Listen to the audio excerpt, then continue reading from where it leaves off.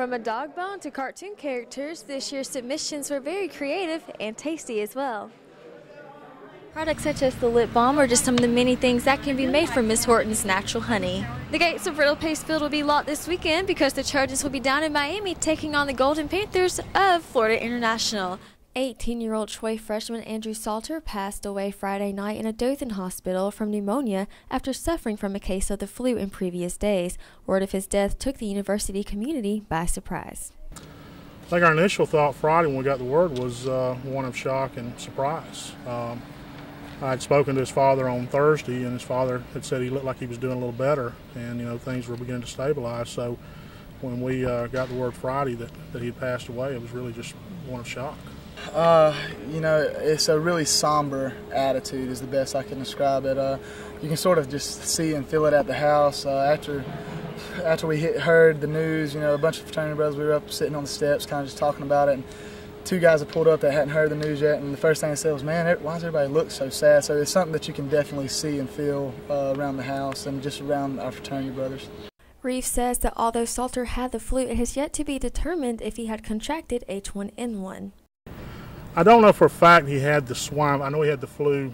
He did have the flu. Whether it was actually diagnosed as the H1N1 or the swine flu, I'm not 100% sure on that, but I do know he had the flu prior to the contracting pneumonia.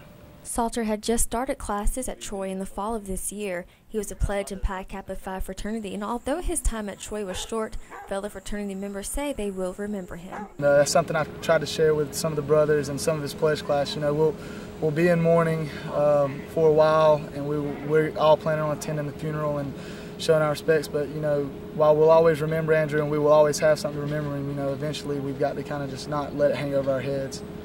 Although it is still unknown as to whether or not Salter had H1N1, the university remains vigilant in containing the spread of flu on campus. I think we will stay the course with doing the things that they recommend of, communicating with people about washing their hands, covering their cough, staying home if you've got the flu, self-isolating yourself. Other things that we've done is we've placed, hand sanitizers in the buildings. We put hand wipes in all the computer labs, stuff like that to prevent the spread of this type of thing. Racism is one of the most common forms of discrimination, and according to a survey done by Troy student Benjamin Maxwell, many students feel that racism is an issue on Troy's campus. Maxwell began the racism movement, and he tells us how it started from a sociology project to what it is today. It started off as a sociology project for a sociology class, Problems in Society. The project was pick a problem in society and do something about it. And I ended up, with some help from some friends, coming up with racism. So we're going to try to impact racism on campus or in the local community. On Wednesday, Maxwell and supporters from the organization NAACP were outside of the Trojan Center spreading the message of eracism. Maxwell explains how students were able to become a part of the movement. Students signed a pledge stating that they don't have a problem with people's race or color, and they don't judge people by that, but judge people as individuals. After signing that pledge, they receive a wristband that shows their stand, and it makes a stand to it sets an example to older generations that racial discrimination is no longer acceptable, and also uses our generation to set the tone for generations to come. Jackie Crane, student and member of NAACP, shares her personal experience with racial discrimination and why she feels it needs to come to an end. Racism is personal to me. I lost half of my family when my son was born. He's biracial. His dad's black, I'm white, and my dad's side of the family didn't want to deal with that, and so I think that it's something that people need to go over because it can be very hurtful. Maxwell tells how he hopes eracism continues on Troy's campus. We hope it catches on. That's one of our goals with our Facebook page. We hope more people will join our Facebook page and suggest that to their friends, and it just grows from there and word spreads. The NAACP, who's done nothing but support this project since it started, is hoping to make it an annual thing and just keep it going. Tuesday night, the College of Communication and Fine Arts held the Edible Art Exhibit.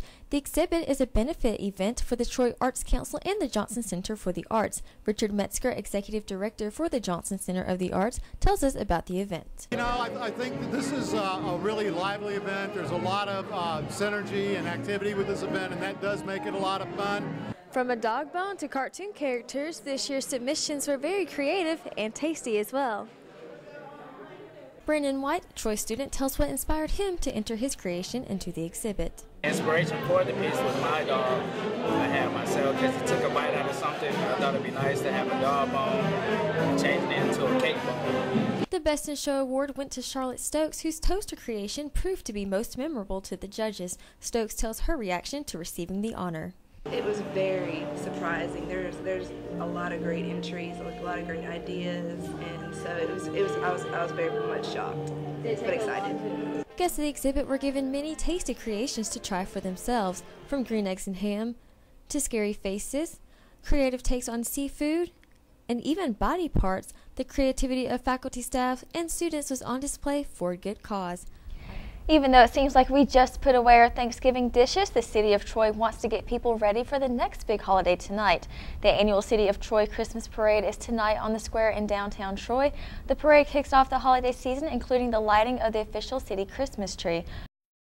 But at the same time, many Iraqis are nervous about what will happen now that American forces are no longer patrolling the streets of the country's cities. Tara Mergener reports from Washington. Students participating in Troy University's Impact Orientation had a chance to have a little friendly competition with each other Monday night. Boston State News authorities say Walker County has reported 21 cases of whooping cough so far this year, with the worst outbreak in the Carbon Hill area. Authorities also warned that the entire state has been experiencing an increase in the disease, which is potentially fatal to infants. In 2008, 92 cases of whooping cough were reported statewide. So far this year, 148 cases have been reported in Alabama.